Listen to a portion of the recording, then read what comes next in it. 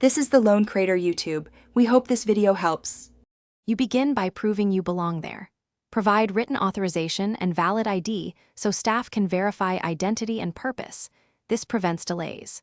Once done, make sure your appointment is confirmed with the vault manager and you know the escort requirements.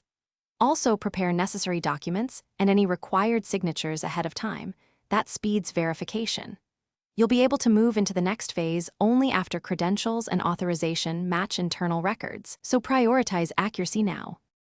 You'll follow the facility's verification workflow step by step. Present identification for electronic scanning, while staff cross-check authorization against account records. This reduces human error. Once cleared, you'll go through security screening and be paired with an authorized escort who controls access. Make sure to observe inventory and logging procedures during entry so all movements are documented. This safeguards assets and protects you legally. If paperwork differs, clarify it before touching anything. You finish by conducting the authorized action, inventory, retrieval, or deposit, while the escort records each step. Sign the official logs and collect copies for your records.